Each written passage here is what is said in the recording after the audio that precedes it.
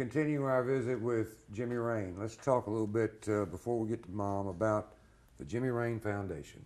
Just gone through a series of young kids applying for scholarships. Right. How many now are we putting through college? What's the? We might have to ask somebody. Yeah, we may. What are the numbers you? You know, that is such a inspiring thing to me. That's your passion. Well, it's hard to believe. I guess this is our 12th year, and we had the largest fundraising success this year that we've ever had, and we've given the most scholarships we've ever given. Rob, you know, was it 28 this year, 200 total. 28 this year, 200 total. Correct. Now, you know, all walks of life. All walks of life, colleges all over the country. We don't care where they go. We've got them going to Wallace, to Harvard, to Tufts, to Georgia, Mississippi State, Auburn, Alabama, Georgia. We don't care where they go. All we want them to do is follow their dreams, behave themselves, keep their grades up, and graduate. Most of them want to come back home, want to come back and do work in their local communities. And I think back about Napoleon reviewing his troops in Europe, and he reviewed a special elite guard that he had trained personally, and I think there were 1,000 in that contingent. And as he stood before them, looking out over all of these elite trained specimens of great soldiers, he said, if I had 100,000 of these, I could conquer the world. We've got 200 kids that are going to make a difference in this world for good, for positive things.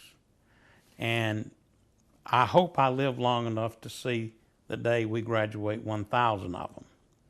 Because if we have 1,000, I think we can change the world. And you're making a difference. I believe we are. Let me tell you this story right quick, and we're just gonna let the thing roll. Don't worry about it. We'll edit this thing later on. Jimmy was on our midday program when we do that. Around 2008, I think, was the year this happened. And you had some of the scholarship recipients that came with you and Angela to the studio. Right. And the neatest little thing happened. We talk about all walks of life. We're sitting there, and one of the young men, before we went on, said, Mr. Platt, I got to confess something to you. Come to find out, his mom was a single mom that worked there at the station on the weekends. Yeah. And when he was just a little kid, he would have to come to work with his mom. And he said, my mom told me not to do it, but I used to play with that alligator head. You remember? Yeah, I do. And I mean, he is maybe graduated by now, University of South Alabama, physical therapist, I believe. If my memory's correct. Right. It's what he wanted to do. So you're touching every aspect of society. Well, we're trying to reach what we call kids in the middle. In the middle.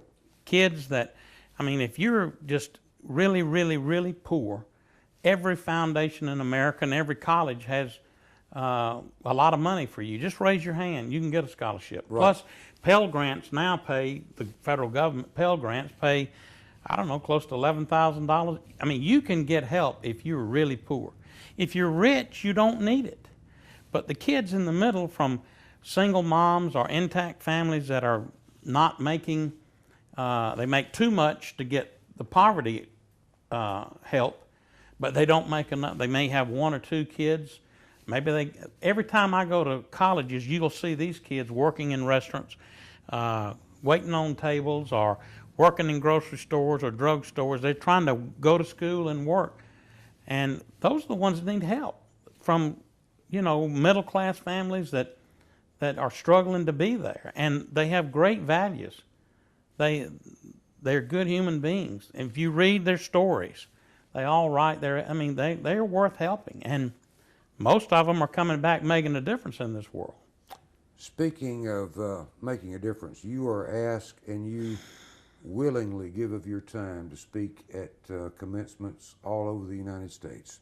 You got some coming up locally. You have, I don't know how many a year you do. Marion Institute, I could start naming off the ones that I know that you do every year.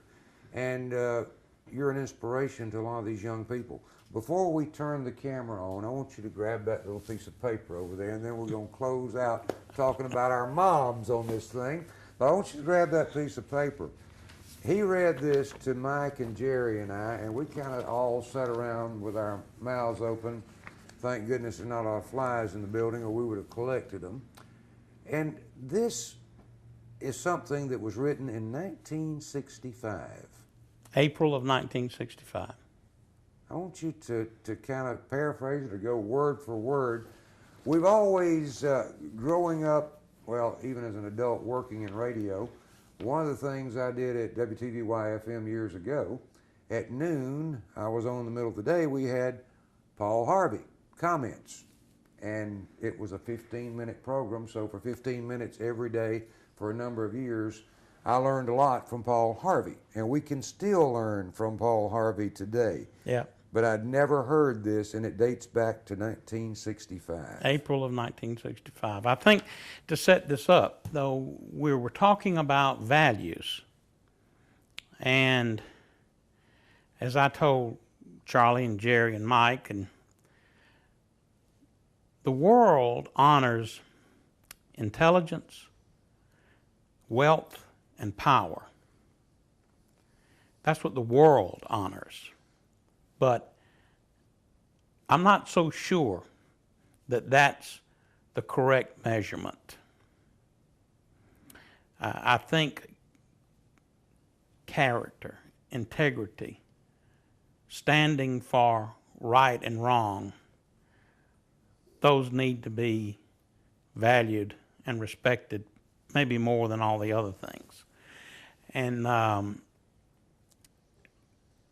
maybe it's age, I don't know, but it is a little disturbing when every night you turn on your television or you pick up the newspaper or you read and see, it appears that we as a nation are losing our values, losing our way. Every survey you read, when you're asked, is the country on the right direction, wrong direction? Overwhelmingly, 68% say wrong direction. And so as we were sitting there talking, I said, you know, I've got this. This was written by Paul Harvey in April of 1965, and it's almost prophetic. I think one of them said, is that Nostradamus speaking? Now, try to think back to 1965. I graduated from high school in 64. This was a different country. Paul Harvey says, if I were the devil, if I were the prince of darkness, I'd want to engulf the whole world in darkness. And I would have 1/3 of its real estate and 4/5 of its population. But I wouldn't be happy until I had seized the ripest apple on the tree, the United States of America. So I'd set about, however necessary, to take over the United States. I'd subvert the churches first. I'd begin with a campaign of whispers. With the wisdom of a serpent, I would whisper to you as I whispered to Eve, do as you please. To the young, I would whisper, that Bible, oh, it's just a myth. I would convince them that man created God instead of the other way around. I would confide that what is bad is really good, and what is good, that's just square. And the old, I would teach to pray after me, Our Father, which art in Washington. And then I'd get organized. I'd educate authors in how to make lurid literature exciting so that anything else would appear dull and uninteresting. I'd threaten TV with dirtier movies and vice versa. I'd peddle narcotics to whomever I could. I'd sell alcohol to ladies and gentlemen of distinction. And then I'd tranquilize the rest with pills. If I were the devil, I'd soon have families at war with themselves, churches at war with themselves, and nations at war with themselves, until each in turn was consumed. And with promises of higher ratings, I'd have mesmerizing media fanning the flames. If I were the devil, I would encourage schools to refine young intellects, but I would neglect to discipline their emotions. I'd just let them run wild. Until before you knew it, you would have drug-sniffing dogs and metal detectors at every schoolhouse door. Within a decade, I'd have prisons overflowing. I'd have judges promoting pornography. Soon I could evict God from the courthouse, and then from the schoolhouse, and then from the houses of Congress. And in his own churches, I would substitute psychology for religion and defy science. I would lure priests and pastors into misusing boys and girls and church money. If I were the devil, I'd make the symbol of Easter an egg and the symbol of Christmas a bottle. If I were the devil, I would take from those who have, I would give to those who wanted, until I had killed the incentive of the ambitious. And what will you bet I couldn't get whole states, every state, to promote gambling as a way to get rich? I would caution against extremes in hard work, in patriotism, in moral conduct.